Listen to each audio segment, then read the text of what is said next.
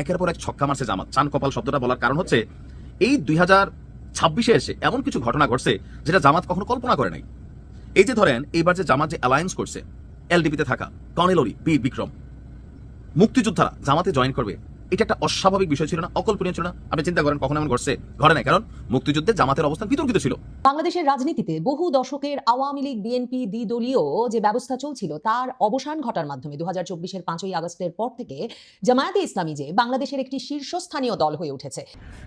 মনের মধ্যে লাট্টু ফুটতেছে। কেন জানেন? আমেরিকা জামাতে ইসলামকে চায়। বিএনপি সুর নরম হয়ে এসেছে, বিএনপি পিছু হটতে বাধ্য হচ্ছে, বিএনপি ভয় থরথর করে কাঁপছে। বাংলাদেশের রাজনীতিতে বহু দশকের আওয়ামী লীগ বিএনপি দ্বিদলীয় যে ব্যবস্থা চলছিল তার অবসান ঘটার মাধ্যমে 2024-এর 5ই আগস্টের পর থেকে জামায়াতে ইসলামী যে বাংলাদেশের একটি শীর্ষস্থানীয় দল হয়ে উঠেছে এবং আগামী 12ই ফেব্রুয়ারি যে নির্বাচন অনুষ্ঠিত হতে যাচ্ছে সেই নির্বাচনে জামায়াতে ইসলামীর জোট এমনকি ক্ষমতায় চলে আসতে পারে। সম্ভবত আন্তর্জাতিক সংবাদ মাধ্যম 12ই ফেব্রুয়ারির নির্বাচনের দিকে মনোযোগী হয়ে যখন ভোটের হিসাব নিকাশ শুরু করেছে তখন সেটা স্পষ্ট করে বুঝতে পারছে এবং সে কারণেই একই দিনে আল জাজিরা এবং রয়টার্স এর মতো দুটো আন্তর্জাতিক সংবাদ মাধ্যমে জামায়াতে ইসলামীর উত্থান নিয়ে, জামায়াতে ইসলামীর আগামী নির্বাচনে জিতে সরকার গঠনের সম্ভাবনা নিয়ে প্রতিবেদন ছাপা হয়েছে। আল জাজিরা জামায়াতে ইসলামীকে যে নতুন করে চিনছে আন্তর্জাতিক সম্প্রদায়, আগ্রহী মানুষ, সেটা তাদের শিরোনামে একরকম স্পষ্ট করেছে। কারণ আল জাজিরা তাদের শিরোনামটা করেছে হোয়াট ইজ বাংলাদেশের জামাতে ইসলামী party, could it lead the country next. মানে তারা বলছে বাংলাদেশের জামায়াতে ইসলামী পার্টিটা ঠিক কি তারা, এবং তারা কি আগামীর বাংলাদেশকে নেতৃত্ব দিতে পারবে। মানে সরাসরি আল জাজিরা মনে করছে যে এই দলটি, যাদের দিকে নতুন করে তারা মনোযোগী হয়েছে, এই দলটি বাংলাদেশের ক্ষমতায় আসতে যাচ্ছে আগামীতে। আল জাজিরা এরপর সাবহেডিং দিচ্ছে যে for the first time in it's chequered history, মানে জামায়াতে ইসলামীর যে উত্থান পতনের ইতিহাস তার মধ্যে প্রথমবারের মতো এই ইসলামপন্থী দলটি বাংলাদেশে ক্ষমতায় যাওয়ার একটা সত্যিকারের সম্ভাবনা তৈরি করেছে। রয়টার্স তার শিরোনাম করেছে এভাবে যে how an Islamist party is gaining ground in Bangladesh worrying moderates. তারা বলছে মধ্যপন্থীদেরকে একরকমের উদ্বেগে ফেলে দিচ্ছে যে কিভাবে জামায়াতে ইসলামীর মতো একটা ইসলামপন্থী দল বাংলাদেশে একটা শক্ত ভিত্তি তৈরি করেছে। রয়টার্স এরকম একটা শিরোনাম করলেও তারা তাদের খবরের সামারিতেই শুরু করেছে এটা বলে যে জামায়াতে ইসলামী সমর্থন একরকমের তৈরি করেছে সারা বাংলাদেশে। It gain support with anti corruption and welfare initiatives, মানে সমাজ কল্যাণমূলক উদ্যোগ এবং দুর্নীতি বিরোধী অবস্থানের জন্যই জামায়াতে ইসলামী বাংলাদেশে এই সমর্থনের ভিত্তি গড়ে নিয়েছে বলে রয়টার্স লিখছে।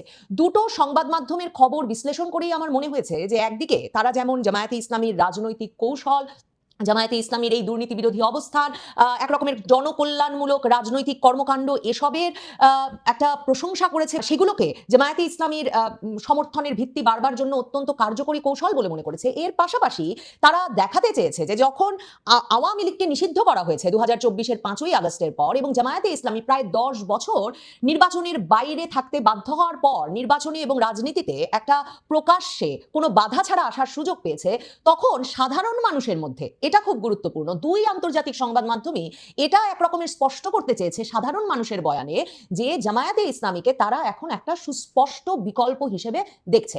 জামায়াতে ইসলামী 2013 সালে তাদের গঠনতন্ত্র বাংলাদেশের সংবিধানের সঙ্গে সাংঘর্ষিক এটা বলে যে তাদেরকে নির্বাচন থেকে দূরে রাখা হয়েছিল প্রায় 10 বছরের বেশি, সেটা উল্লেখ করেছে দুটো সংবাদ মাধ্যমে।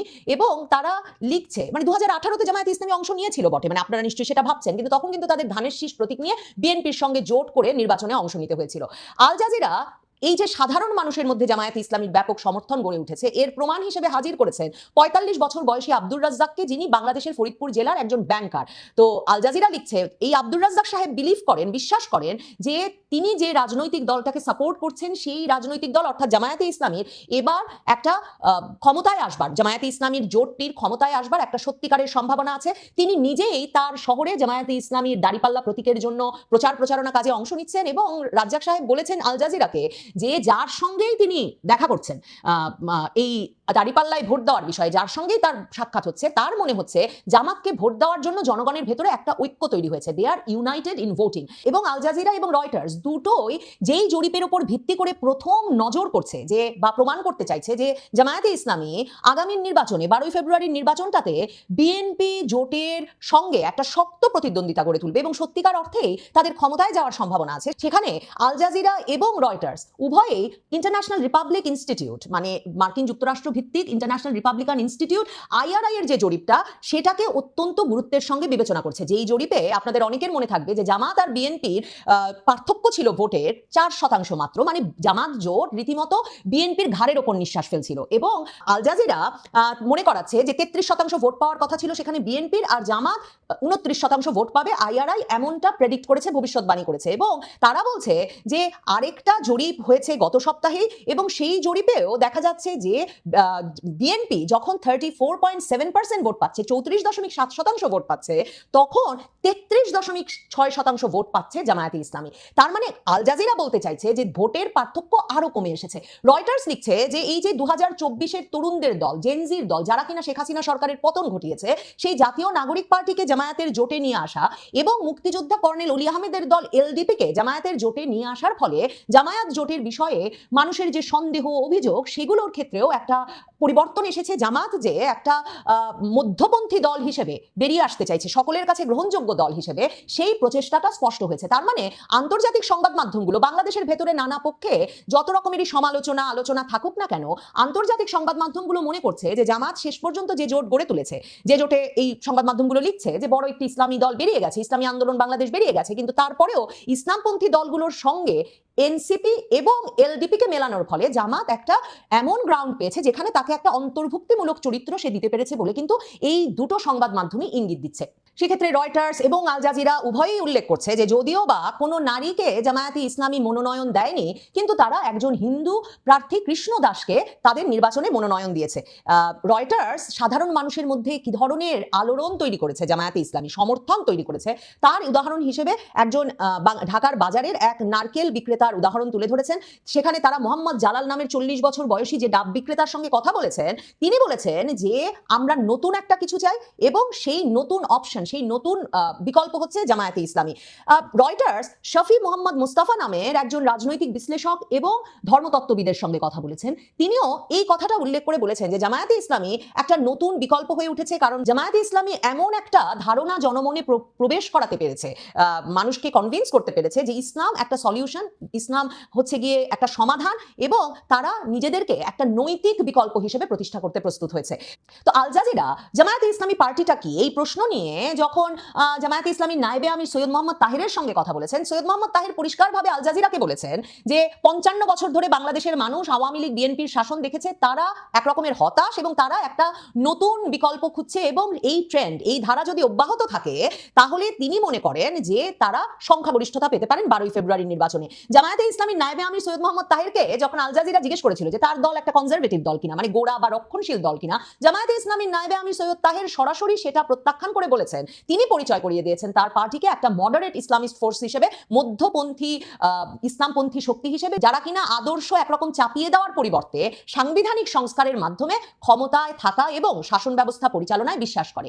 কাজেই জামায়াতে ইসলামীর মানে যে একটা দল হিসেবে তার অবস্থানের যে একটা পরিবর্তন হচ্ছে, সে যে নিজেকে একটা মডারেট দল হিসেবে দেখাতে চাইছে, সেটা কিন্তু দুটো সংবাদ মাধ্যমই বারবার লিখেছে। যেমন রয়টার্স কথা বলেছে জামায়াতে ইসলামীর আমিরের সঙ্গে, ডিসেম্বরের শেষে জামায়াতে ইসলামীর আমিরের সঙ্গে তারা একটা এক্সক্লুসিভ ইন্টারভিউও ছেপেছিল।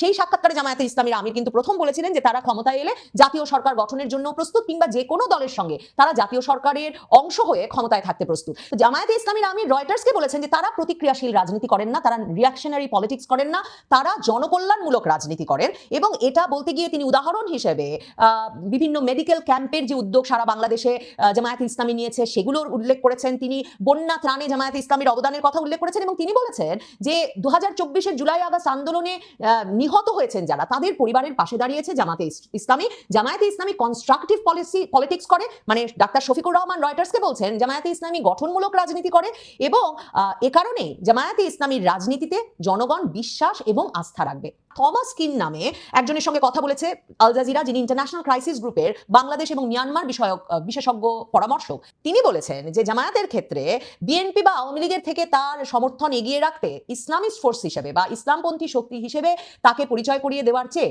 দলটি যদি নিজেকে সৎ এবং একটা মোর ডিসিপ্লিন, সুশৃঙ্খল রাজনৈতিক শক্তি হিসেবে প্রতিষ্ঠিত করতে পারে, তাহলেই সম্ভবত জামায়াতে ইসলামীর আগামী নির্বাচনে একটা খুব ভালো ফল করার প্রত্যাশা আছে। তবে টমাস কিন আল জাজিরা এটাও মনে করিয়েছেন যে যদিও আগামী 12ই ফেব্রুয়ারির নির্বাচনে জামায়াতে ইসলামী নিশ্চিতভাবেই সবচেয়ে ভালো ফলাফলটি করতে যাচ্ছে, জামায়াতে ইসলামী হচ্ছে বাংলাদেশের এমন একটি দল যারা কখনো 20টি আসনেও জয়লাভ করেনি এবং কখনোই 12% বেশি ভোট পায়নি।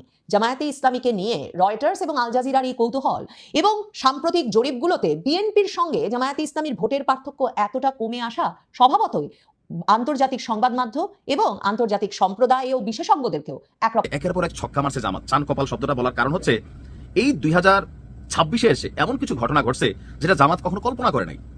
এই যে ধরেন এইবার যে জামাত যে অ্যালায়েন্স করছে, এলডিপিতে থাকা কর্নেল অলি, বীর বিক্রম, মুক্তিযোদ্ধারা জামাতে জয়েন করবে, এটা একটা অস্বাভাবিক বিষয় ছিল না, অকল্পনীয় ছিল না। আপনি চিন্তা করেন কখনো এমন ঘটছে? ঘটে নাই, কারণ মুক্তিযুদ্ধে জামাতের অবস্থান বিতর্কিত ছিল, তাদেরকে নিয়ে সারা বাংলাদেশ আজকের দিন পর্যন্ত এটা বোঝা তারা টানতেছে। কিন্তু 2026-এ এসে কেন মুক্তিযোদ্ধারা পর্যন্ত জামাতের আইডিয়ালিজম বিশ্বাস করতেছে? এটা হচ্ছে কর্মে।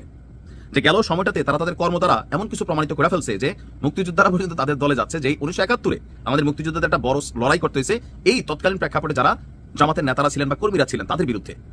আবার দেখেন, আমি গেল কয়েকদিন দেখলাম হাতিয়ায় এনসিপির যে হান্নান মাসুদ, তার এলাকায় 4 থেকে 500 বিএনপির নেতাকর্মী এনসিপিতে ঢুকে গেছে, মানে বিএনপি থেকে এনসিপিতে চলে আসছে। এটার ভিন্ন প্রেক্ষাপট আছে, সেটা নিয়ে আলাদা আলোচনা করা যাবে। কয়েকদিন আগে কক্সবাজার না কোথায় দেখলাম, সেখানেও বিএনপির নেতাকর্মীরা এখানে ঢুকে যাচ্ছে। এটা আসলে কেন হচ্ছে? জামাতের সাথে অ্যালায়েন্সের 10 থেকে আবার 11-তে যাচ্ছে। জামাত আসলে এই মুহূর্তে ইতিহাসের সর্বোচ্চ একটা পর্যায়ে আছেন। প্রথমত ইউনিভার্সিটি নির্বাচনগুলোতে জামাতের নিরঙ্কুশ বিজয় একটা আত্মশক্তিতে বলিয়ান করছে, যেমন ডাকসু থেকে শুরু হয়েছে, ডাকসু জয়ের পর ধাপা ধাপ ধাপা ধাপ। আবার ধরেন এনসিপির একটা সমর্থন আছে মিনিমাম লেভেলে, ইয়াং জেনারেশন, এদের আবার বিভিন্ন শাখা প্রশাখা। এরা কিন্তু আবার ধরেন এই মুহূর্তে আলোচনা সমালোচনার মধ্যে বিএনপিরে ফালানো যাচ্ছে। কেন? কারণ বিএনপি তো ক্ষমতায় ছিল, যার কারণে দুর্নীতিও করছে, চুরিও করছে, ভালো কাজও করছে। আওয়ামী লীগ ক্ষমতায় ছিল, দুর্নীতিও করছে, চুরিও করছে, ভালো কাজও করছে। জামাত কিন্তু কখনো ক্ষমতায় ছিল না, অ্যালায়েন্স হিসাবে গেছে, 2, 4, 20, 50টা সিট হতে পাইছে বা 10, 12টা সিট পাইছে, যার কারণে জামাতের নেতৃত্বে কখনো রাষ্ট্রে সরকার গঠন হয় নাই। যার কারণে আপনি শেখ হাসিনা নিয়ে যতটা আপনি কথা বলে ফেলতে পারবেন, এরশাদ নিয়ে বলে ফেলতে পারবেন, তারপর হচ্ছে মরহুম বেগম খালেদা জিয়াকে নিয়ে বলতে পারবেন, অথবা তারেক রহমানকে নিয়ে বলতে পারবেন, ট্যাগ দিতে পারবেন। শফিক সাহেবের নিয়ে ট্যাগ দেওয়ার সুযোগ নাই, আছে নাই। জামাতের 20টা নেতা নিয়ে আপনার আলোচনা সমালোচনার সুযোগ নেই। ওই যে লালা হুজুর, আমির হামজা, তারা নিয়ে আপনি সমালোচনা করতে পারবেন, তবে সে জামাতের মধ্যে অনুপ্রবেশকারী হিসেবে চিহ্নিত, খুব যে একটা বড় মাপের নেতা তা না। এদের সমালোচনার মাধ্যমে জামাতের ভোট বা ইমেজ এটা খুব বেশি ক্ষতিগ্রস্ত হয় না। কিন্তু বিএনপিতে আবার ধরেন অনলাইনে যারা কথা বলেন, তাদের মধ্যে একটা বড় অংশ জামাতকে সাপোর্ট করতেছেন, সাংবাদিক ইলিয়াস পিনাকি, তারা বিএনপির যত প্রথিতযশা নেতা আছেন, হ্যাঁ, হাই ভলিউম, তাদের বিভিন্ন কর্ম নিয়ে, বিভিন্ন অতীত তথ্য নিয়ে দিচ্ছেন। আবার ধরেন বিএনপির অনেক নেতা যারা এমপি প্রার্থী হিসেবে মনোনয়ন পেয়ে গেছিলেন, ঋণ খেলাপ ইস্যুতে যে এই ধরনের ঘটনা ঘটবে এটা কিন্তু ভাবে নাই। তো সবকিছু মিলিয়ে জামাতের একটা চান কপাল টাইপ ফিলিংস। এমনকি এই যে আমি আজকে যেটা বললাম যে বীর মুক্তিযোদ্ধা হারুনুর রশিদ, তিনিও যখন জামাতে যোগ দিলেন, তো মুক্তিযোদ্ধাদের সংখ্যা আস্তে আস্তে জামাতে বাড়তেছে। ওনার বাড়ি হচ্ছে কোথায়? দিনাজপুরে। দিনাজপুরের বোচাগঞ্জ উপজেলায় বাংলাদেশ জামাত ইসলামীতে যোগ দিয়েছেন একজন বীর মুক্তিযোদ্ধা। তিনি উপজেলার 2 নম্বর ঈশানিয়া ইউনিয়নের 9 নম্বর ওয়ার্ডের দকচাই গ্রামের বাসিন্দা বীর মুক্তিযোদ্ধা হারুনুর রশিদ, গ্যাজেট নাম্বার 1151। তার বাবার নাম গোলাম কাদের। কেন এই লোক আসলে আসলো? তার ভিতরে একটা আইডিওলজি তৈরি হয়েছে, আর ধর্মগত একটা ইস্যু তো হালকা পাতলা আছে। যতই আপনি বুঝান ধর্ম আলাদা, জামাত ইসলাম আলাদা, বাট বাংলাদেশের কিছুটা শ্রেণী তারা বিশ্বাস করে এখন জামাত ইসলামী ধর্মের রক্ষক। মায়েরা বোনেরা তো আছেই। আর জামাতের যে নারী উইংস কিভাবে কাজ করে আপনি কল্পনা করতে পারবেন না। খাইয়ারা কাজ করে, আমাদের তারা কাজের পরে সিঙ্গারা টিঙ্গারা খোঁজে, হাদিয়া খুঁজে বা টাকার হিসাব করে, কিন্তু জামাত সর্বোচ্চ লেভেলে, কারণ তারা জানে এমন দিন আর আসবে না। এমনকি প্রবাসীদের যে ভোটটা, জামাতের ম্যাক্সিমাম ভোটার যারা আছেন নিজ দায়িত্বে আরো 5 জন, সাথে আওয়ামী লীগের লোকটা ছিল, আরে বেটা তুই আমি তো ভাই, মানে এখানে যারা আছে নিজ দায়িত্বে তাদের কাছ থেকে পোস্টাল ব্যালট কালেকশন করে ভোটটা দেওয়া। আমি নিজে অনেকের খবর পাইছি যে ভাই 5টা ভোট নিচ্ছে, এরকম। অন্য দল কি এই ধরনের ভূমিকা নিচ্ছে আমি জানি না, তবে সামনে নির্বাচন, আর এই মুহূর্তে জামাত অনেকটা তাদের মঙ্গল, আকাশ, শনি, সূর্য সবকিছু একটু উজ্জ্বল হচ্ছে, পাশাপাশি ম্লানও হচ্ছে। যেমন এই যে একজন আইনজীবী আছেন, কি জানি শাহরিয়ার কবির, কবরে গিয়া নাকি আল্লাহর কাছে জবাব দিতে পারবো যে আল্লাহ আমিও তো দাড়ি পাল্লা ভোট দিয়া। এগুলো হচ্ছে জামাতের মধ্যে থাকা কালপ্রিট, যে একজন ব্যক্তি মরার পরে শিরকি কথাবার্তা না। দেখেন জামাতের ভালো দিকও আছে, খারাপ দিকও আছে, এরকম 2-4টা পাওয়া কিন্তু যাচ্ছে। আরেকজন বলতেছেন এই দেশে কোনো অমুসলিম এমপি হতে পারবে না, ক্ষমতার চাইরা বসতে পারবে না জামাতের নেতা, এরকম 2-4টা চেনা কিন্তু জামাতেও আছে। একদিকে জামাতের পজিটিভ ফিডব্যাকটা বেশি হচ্ছে, বাট এই 2-4টা ক্যারেক্টারের কারণে আবার সমালোচনার মুখে প্রতিদিন পড়তে হচ্ছে। কি বলে নিজেও বোঝা না, গাল চাপা 1.5 ইঞ্চি দাড়ি নাই, যারা এইসব কথা বলে 2-1 জন ছাড়া আমি বুঝি না যারা আসলে এখানে না ধর্মরে কেন ব্যবহার করতেছে। শফিক সাহেব তেমন কথা বলতে আমরা শুনি নাই, তাই না? তো যাই হোক, এই মুহূর্তে মুক্তিযোদ্ধাদের জামাত ইনক্লুডিংটা এটা সবচেয়ে বেশি জামাতের জন্য পজিটিভ। মানে কি পরিমাণ পজিটিভ হচ্ছে যে একটা ন্যারেটিভ বদলে যাচ্ছে। তো দেখা যাক কি হয় সামনে নির্বাচন। যারে ভোট দিলে আপনার কাছে ভালো লাগবে, আপনার এলাকার উন্নয়ন হবে, বাংলাদেশ নিরাপদ থাকবে, হোক সেটা বিএনপি, হোক সেটা জামাত ইসলাম, প্রার্থী দেখবেন যদি মনে হয় ভালো মানুষ ভোট দিবেন। ভোটটা যেন সঠিক মানুষের কাছে যায়। ভালো থাকুন, আসসালামু আলাইকুম। মনের মধ্যে লাট্টু ফুটতেছে। কেন জানেন? আমেরিকা জামাতে ইসলামকে চায়, এমন একটা কথা চারিদিকে ভাইরাল হয়ে গেছে। কোনো এক সাংবাদিক ইন্টারভিউ নেওয়ার আগে ওই যে আলাদা বৈশাখ কথাবার্তা বলে না, ওগুলা ফাঁস করে দিছে। অডিও কল আর কি, অডিও কল ফাঁস হয়েছে, বা গোপন রেকর্ড করা কোনো কথাবার্তা ফাঁস হয়েছে। কি কথাবার্তা? যে জামাতে ইসলামের মধ্যে ভালো মানুষ বেশি, শিক্ষিত মানুষ বেশি, আমেরিকা জামাতে ইসলামকে চায়, জামাতে ইসলামকে ক্ষমতায় আনতে চায়। আবার আরেকটা দল সম্বন্ধে কথাবার্তা হয়েছে যে ওদের কার্যকলাপ ভালো না, কি কি কাজ করতেছে এগুলো আলোচনা করতে চায় না। গত 1.5 বছরে যা যা করছে ওনারা, এতে মানুষ অতিষ্ঠ। এই আলাপগুলা হয়েছে ওনাদের মধ্যে, এরকম আলাপ আলোচনা ভাইরাল হয়েছে, মানুষে শুনতেছে। আমি কিন্তু শুনি নাই, আমি কিন্তু শুনি নাই। আমি শুনছি কোথায়? এই যে টক শোতে যারা কথা বলতেছে, বিজ্ঞ লোকরা কথা বলতেছে, ওইখান থেকে আমি শুনছি। বুঝাই নিছি যে না, ওনারা শুই নাই তো আলাপ করতেছে। এখন আমেরিকার কে চাইলো জামাত ইসলামকে? ওনার নাম কি? কোথায় বৈশাখ চাইছে? কার কাছে চাইছে যে জামাত ইসলাম ক্ষমতায় আসলে আমরা একসাথে কাজ করব? আমেরিকা কার কাছে এটা চাইলো? মানে জামাত ইসলামের কারো কাছে চাইছে না অন্য কারো কাছে বলছে? ওই সাংবাদিক আর এই সাংবাদিক কে আমি জানি না, জানার আগ্রহ নাই। কারণ জামাত ইসলামকে চাইবে না কেন? কারণ কি? ভালো মানুষকে কে না পছন্দ করে বলেন তো? খারাপ মানুষও কিন্তু ভালো মানুষকে পছন্দ করে। জীবনে সুযোগ হয়েছে অনেক খারাপ মানুষের সাথে উঠা বসা করার, কিন্তু ওদের কথা থেকে আমি একটা জিনিস বুঝছি, ওরা যখন নিজেরা কথা বলতো না, কোনো ভালো লোকের নাম সামনে চলে আসলে বেটা বাদ দে, উনি একটা ভালো মানুষ, এরকম ভাবে বলতো। মানে কেউ যদি টার্গেট করায় দিতে চাইতো কোনো ভালো লোককে, বড় বসের কাছে, তখন ওই বস বলতে আছে যাবে না বাদ দে, উনি ভালো মানুষ। তার মানে ভালো মানুষের মূল্য সবার কাছে আছে। চীন কেন ভালোবাসে? আমি তো মনে করি চীনও জামাতকে ভালোবাসে, টার্কি ভালোবাসে, পাকিস্তান ভালোবাসে, মিশর ভালোবাসে, কে না ভালোবাসে? সবাই ভালোবাসবে। এবং একটা টাইমে এসে না দেখেন গবেষণা করবে যে এমন একটা দল, যে দলকে গত 16টা বছর দাবায় রাখছে মাটির নিচে, গাছে পানি দেয় নাই, পাথর দিয়া চাপা দিয়া রাখছে, কোনো মতো যেন এই গাছটা অঙ্কুর বাইর না করতে পারে। আর যতবারই অঙ্কুর বাইর করছে ততবারই ছাগল দিয়া খাওয়াই দিছে। হ্যাঁ ভাই, যতবারই মাথা চারা দিছে ততবারই ছাগল দিয়া খাওয়াই দিছে। ছাগল পালে তো ভাই, হ্যাঁ, বড় বড় দলরা, এই দলের বড় বড় নেতারা, ওরা কিন্তু ছাগল পালে, ওই ছাগল দিয়া খাওয়াই দেয়। তারপরে এই দলটা কিভাবে টিকা ছিল? যদি কোনো কারণে এই 12ই ফেব্রুয়ারিতে ওনারা ক্ষমতায় চলে আসে, তাইলে ওনাদেরকে নিয়ে না গবেষণা করবে। আশেপাশে যত মুসলিম কান্ট্রি আছে না, তারা তো করবেই। অন্য ধর্মের মানুষরাও যার যার দেশ থেকে না গবেষণা করবে। কেমনে সম্ভব হইলো মাত্র 1.5 বছরে এত বড় সফলতা? 1.5 বছরের আগের ঘটনা তো আমরা জানি না, কারণ ওইটা তো গুপ্ত, ওইটাই সুপ্ত। ওই গুপ্ত আর সুপ্ত রহস্য তো আমরা জানি না, কিন্তু তারপরেও আমরা দাবি করতে পারি যে আমরা জানি, আমরা দেখতে পাইতাছি তো ভাই। একটা গাছ হঠাৎ করে 1.5 বছরে বট গাছ হইতে পারে না? এর গোড়া পত্তন হয়েছিল অনেক আগে থেকে। তারপরে আমরা দেখলাম কবে? 5ই আগস্টের পরে আমরা বুঝা ফেলাইলাম, যখন শেখ হাসিনা বলল যে আমাকে এই দেশ থেকে তাড়াইছে এই জামাতে ইসলাম আর এই ছাত্র শিবির। হ্যাঁ ভাই, ভিকটিম নিজেই বলতেছে যে আমাকে এই আর এই অপদস্থ করছে এবং বেজ্জতি করে আমাকে দেশ থেকে তাড়াইছে। এদের দিকেই আঙুল দিছে। তবে বিএনপির নামও নিছে, কিন্তু মেইন শত্রু ওনার ওই যে জামাতে ইসলাম। কিন্তু জামাতে ইসলাম তখনই তার শক্তি ফিরা পাইলো, কখন জানেন? যখন 10টা দল একসঙ্গে হয়ে গেল। বিশাল বড় শক্তি তো ভাই জামাতে ইসলামের এখন। 20টা পা, হ্যাঁ ভাই 20টা পা জামাতে ইসলামের, 20 পায়ে হাঁটবে তো। ওনারা দেখেন ওনাদের বক্তব্যের মধ্যে আয়নার মতো পরিষ্কার করে দিতেছে, আমরা এই 10 জনে মিলাই একটা দল। এখানে এমন কেউ নাই যে সে বলবে যে আমরা দাঁড়িপাল্লার জন্য এই রাজনীতি করতেছি, বা আমরা ওই শাপলাকলির জন্য রাজনীতি করতেছি। কেউ কারোর জন্য রাজনীতি করতেছে না। আমরা এই 10 জনে মিলা কারো ব্যক্তি স্বার্থে এই রাজনীতি করতে আসি নাই। আমাদের মূল লক্ষ্য এই দেশের রাজনীতি, এই দেশের উন্নতি, এই দেশটাকে কিভাবে সোনার বাংলা বানানো যায়, সেটাই আমাদের টার্গেট। আমাদের ব্যক্তিগত কোনো স্বার্থ এখানে নাই। আর এই 10 দল থেকে কেউ সরকারি কোনো সুযোগ সুবিধাও নিবে না। হ্যাঁ ভাই, ওই যে জামাত ইসলামের যে নীতি, এই 10 দলের এই একই নীতি। ওনারা কোনো সুযোগ সুবিধা নিবে না, ওই করমুক্ত গাড়ি নিবে না। ওনারা এখন যেভাবে চলাফেরা করে এইভাবেই যাবে এই সংসদে। হায় হায়, সংসদের কথা যখনই মনে আসে তখনই মনে হয় আবার এই সংসদে যাচ্ছে আলিবাবা 40 চোর। আলিবাবা 40 চোরের গল্প শুনছেন না? ওই 40 চোর, এর মধ্যে 45 জন একটা দলের সঙ্গে। এই 45 জন ব্যাংকের টাকা মাইরা দিছে। হ্যাঁ ভাই, মাইরাই দিছে বলতে হবে। এরা ব্যাংকের সাথে হাত কইরা গত সরকারের আমলে যেসব সুযোগ সুবিধা পাইছে, আরাম আয়েশে দিন যাপন করছে। গত 16 বছর ওই বড় দলটার কোনো আন্দোলন সফল হচ্ছিল না কেন? কারণ এই সুযোগ সুবিধা পায়া এরা কেউ আন্দোলন করতে দেয় নাই। গত সরকারের আপা এদেরকে এইসব সুযোগ সুবিধা দিয়া মুখ বন্ধ করে রাখছিল। আপার নাম মুখে আসলো কেন? ও হ্যাঁ, আমাদের মির্জা ফখরুল সাহেব আপা ডাকছে। হ্যাঁ রে, উনার আপা, হ্যাঁ উনার আপা।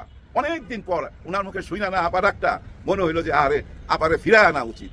আপারে ফিরে আনলে না অনেকের শিক্ষা হয়ে যেত, একদম শিক্ষা হয়ে যেত। হ্যাঁ ভাই, 5ই আগস্ট যদি না হইতো তাহলে কি আমরা এইসব নাটক দেখতে পাইতাম না। কি ডায়লগ! আমাদের আপা কেন বলতেছে জানেন? ভোটের জন্য, শুধু ভোটের জন্য। উনি বলতে চাচ্ছে তোমাদেরকে কেউ আর মামলা দিবে না, তোমাদেরকে কেউ আর হামলা করবে না। কেন বলতেছে জানেন? এটাও একরকম ভয় দেখানো। আপনাদেরকে বুঝতে হবে কিন্তু ব্যাপারটা, গত 15-16 মাস কারা মামলা দিছে, কারা হামলা করছে, কারা মামলা দিছে, এটা কি আমরা জানি না? আমরা জানি। তার মানে কি বুঝাইতে চাচ্ছে জানেন? দেখ, মামলা হামলা দিছে আমাদের পোলাপান, ওদেরকে থামায় রাখছি, ভোট দিয়ে আমারে জিতায় নিয়ে আয়, দেখবি আগের মামলাও তুইলা ভালামু, সব কিছু আয়নার মতো পরিষ্কার করে দেবো, খালি আমার মিছিলের লগে থাকবি আর আমারে ভোট দিবি। এটাই বুঝাইতে চাইছে। আর যদি না দেস তাইলে কিন্তু আমি টের পামু, ক্ষমতায় আসার পর এই মামলা কিন্তু আবার ডবল করে দিতে পারি। কারা মামলা হামলা করছে ওরা তো জানে, সারা বাংলাদেশের মানুষ জানে, কে না জানে যে মামলা হামলার সাথে কারা জড়িত। যারা জড়িত তারাই বলতেছে তোমাদেরকে আর কোনো মামলার অধীনে আনা হবে না, আর তোমাদের উপরে হামলা করা হবে না। তার মানে আমরা আগে করছি, এখন করুম না। ওরা ভাবতেছে না এই কথাটা, যাদের উদ্দেশ্যে বলতেছে ওরা মনে মনে কি ভাবতেছে, আরে বেটা তোরাই তো মামলা করস, তোরাই তো হামলা করস, এখন যদি ভোট দেয় তোর লগে লগে থাকি তাইলে তো আর মামলা করবি না, হামলা করবি না। তার মানে কি জানেন? ভয় দেখায়া কাছে টাইনা রাখা, ভয় দেখায়া কি ভাই মন জয় করা যায়? ওই যে বাংলা সিনেমা দেখতেন না, নায়িকা এভাবে হাত বান্ধা থাকে, ভিলেনের সামনে বলে দেহ পাবি মন পাবি না শয়তান, দেহ পাবি মন পাবি না। ঠিক তেমনি ভাই ওদের দেহ পাবেন, মন পাবেন না। জোর করে মন নেওয়া যায় না। মন নিতে হইলে ভাই মনের সাথে মন মিলাইতে হয়, মনের কথা বুঝতে হয়। মানুষের মনের কথা তো বুঝতে পারতেছেন না, শুধু ওদের মনের কথা বুঝলে তো হবে না, মানুষের দেশের মানুষের মনের কথা বুঝতে হবে। ওদের দিকে আঙ্গুল দেখাইলাম কোন দিকে? ওদিকে কেন আঙ্গুল দেখাইলাম? কারণ ওদিকেই ভাই ওই পার্শ্ববর্তী দেশটা ওইখানেই। দেখেন ওনাদের এক নেতা নাম মনে নাই, এই লোক কি বলতেছে জানেন? কোথায় বলছে? এই জলপাইগুড়িতে আইসা মঞ্চে দাঁড়ায়া বলতেছে, বাংলাদেশ নিয়ে বলতেছে। দেখেন কি বলে, যে বাংলাদেশে যদি একটা সুষ্ঠু নির্বাচন হয় তাহলে জামাত ক্ষমতায় যাইতে পারবে না। কথাটা কিন্তু অর্থ আছে, বুঝার চেষ্টা করেন। বাংলাদেশে যদি সুষ্ঠু নির্বাচন হয় তাহলে জামাত ইসলাম ক্ষমতায় যাইতে পারবে না। তার মানে কি বলতে চাচ্ছে জানেন? জামাত ইসলাম ক্ষমতায় যাবে এবং তখন তারা বলবে সুষ্ঠু নির্বাচন হয় নাই। সুষ্ঠু নির্বাচন হলে তো ক্ষমতায় যাইতে পারতো না। যদি চইলা যায় তখন বলবে জামাত ইসলাম কারচুপি কইরা এই ক্ষমতায় গেছে। ওইটা বলার প্রিপারেশন এখন থেকেই নিয়ে নিতেছে। আর ওই কথাটা বলাতে কি বোঝা গেল? জামাত ইসলাম সুষ্ঠু নির্বাচন ছাড়া ক্ষমতায় যাইতে পারবে না। তার মানে ওরা বুঝা ফেলাইছে জামাত ইসলাম ক্ষমতায় যাচ্ছে। হ্যাঁ ভাই, এখন কনফার্ম থাকেন। আমেরিকার মতো দেশ যদি বুঝতে পারে, তারা কেন বুঝতে পারবে না? যে ধাক্কা খাইছে, আয় হায়, যে ধাক্কা খাইছে 5ই আগস্টে 2024-এ, হ্যাঁ ভাই, পুরা ওদের গোয়েন্দা গোষ্ঠী থেকে আরম্ভ করে দেশের গোয়েন্দা গোষ্ঠী এবং এই দেশের যারা শত্রু ছিল সব, এবং এই শেখ হাসিনার যারা দালাল ছিল, পুরা দালাল গোষ্ঠী সবাই তো পালায় গেছে। ঠিক আছে, দেশের মধ্যে যারা আছে তারাও আমার মনে হয় ওরা এখন বুঝতে পারতেছে শেখ হাসিনার অন্যায়টা। কারণ কি জানেন? উনার ছেলেই তো বুঝতে পারছে। জয়ের যে ইন্টারভিউ দেখেন নাই বিবিসির সাথে, উনি বলছে না যে তার মা রাজনীতি করবে না। তার মানে জয় বুঝতে পারছে, তাহলে তার কর্মীরা বুঝতে পারবে না? দি এন্ড হয়ে গেছে শেখ হাসিনা, দি এন্ড। উনি একজন দড়ির আসামি ভাই, দড়ির আসামি। বুঝা নিয়েন কথাবার্তা, হ্যাঁ ভাই, বুঝা নিয়েন। যার জন্য উনি আর আসবে না। জয়ের আসার সম্ভাবনা আছে যদি ভালো কিছু দেখাইতে পারে, কিন্তু ভালো কি দেখাইতে পারবে? না, দেখাইতে পারে নাই, না দেখাইতে পারে নাই। মানুষ তার স্বভাব থেকে বের হয়ে আসতে পারে না। ওই সুট কোট কইরা ভাই যতই মুখস্থ কইরা আইসা ইন্টারভিউ দেখ না কেন, ওর ভিতরের রূপটা তো আমরা দেখা ফেলাইছি ভাই, দেখা ফেলাইছি। এই যে 5ই আগস্টের পরে আমরা তো অনেকের রূপ দেখছি না? এই যে 5ই আগস্টের পরে আমরা অনেকের অনেক রূপ দেখছি। আমরা বুঝতে পারি ভাই, রাজনীতি কেন বুঝুম না? সাধারণ ব্যাপার তো, সাধারণ অঙ্ক। এই অঙ্কটা এখন জনগণ বুঝতে পারে। আর এই বুঝতে পারার পিছনে কার হাত বেশি জানেন? কার হাত বলেন তো? এই সোশ্যাল মিডিয়া। এই সোশ্যাল মিডিয়া আমাদেরকে সত্য মিথ্যা বুঝার ক্ষমতা অর্জন করে দিছে। এই সোশ্যাল মিডিয়া না আমাদের সামনে সত্য মিথ্যা তুলে ধরে, আর আমরা বুঝা নেই কোনটা সত্য কোনটা মিথ্যা, কোনটা নাটক। হ্যাঁ ভাই, কোনটা নাটক। মানুষ না রাজনীতিতে না স্বচ্ছতা চায়, সততা চায়। মানুষ ওইসব 2 নম্বরই কথাবার্তা আসলেই পছন্দ করে না। একজন সাধারণ ওই যে ভ্যান চালক, রিক্সাওয়ালা ভাই, উনিও পছন্দ করে না। আবার আপনি উপরের লেভেলে যান, উপরের একদম হাই লেভেলে যান, উনিও পছন্দ করে না। আর না করার পিছনে ওই যে আমরা জ্ঞান অর্জন করছি সোশ্যাল মিডিয়া থেকে, ওইখান থেকে জ্ঞান অর্জন করে আমরা এখন সত্য মিথ্যা বুঝতে পারি, এবং কি আপনাদের না বলা কথাও বুঝতে পারি, এবং আগামীতে যে কি বলবেন সেটাও বুঝতে পারি। এই যে শিলিগুড়ি থেকে যে নেতা ভারতের এই কথাটা বললো, এই কথাটা দেখবেন এখন এখানে ছড়ায় যাবে। এই আগামী 5-6 দিনের মধ্যে এই ধরনের কথা উঠে আসবে। কি কথা? যে সুষ্ঠু নির্বাচন হইলে জামাত ইসলাম ক্ষমতায় যাইতে পারবে না। তার মানে জামাত ইসলাম একটা কারুকাজ কইরা, কোনো ম্যাট্রিকুলাস ডিজাইন কইরা ক্ষমতায় যাবে। যদি পাশ কইরা যায় তখনই বলবে আমরা আগেই বলছিলাম তো, আমরা তো আগেই ষড়যন্ত্রের ইঙ্গিত দিছিলাম। সেভাবেই তো নির্বাচন হইলো এবং সেভাবে পাশ হয়ে গেল। এই নির্বাচন মানি না। এই ধরনের সিচুয়েশন এই দেশে আসবে, আপনারা অপেক্ষা করেন। যার সিমটম, যার ট্রেইলার চালায় দিছে ওই জলপাইগুড়ি থেকে, এবং ভারতের মিডিয়া তো একই কথা বলতেছে যে বাংলাদেশে সুষ্ঠু নির্বাচন হবে না। যদি সুষ্ঠু নির্বাচন হয় জামাত ইসলাম ক্ষমতায় যাইতে পারবে না। তার মানে জামাত ইসলাম ক্ষমতায় গেলেই এরা ঝাঁপায়া পড়বে এই দেশে নির্বাচন সুষ্ঠু হয় নাই।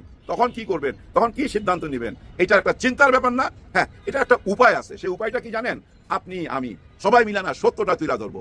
এবং ওই যে নির্বাচন কেন্দ্র পাহারা দিতে হবে, 3 দিন লাগবে ভাই, 3 দিন কষ্ট করতে হবে সবাইকে, বিশেষ করে এই দেশের তরুণদেরকে কষ্ট করতে হবে যারা জুলাই গণ অভ্যুত্থানে নাইমার ছিলেন রাস্তায়। আপনারা মনে করবেন এই 12 তারিখ সেই জুলাই গণ অভ্যুত্থান, আপনারা সবাই রাস্তায় নাইমা যাবেন।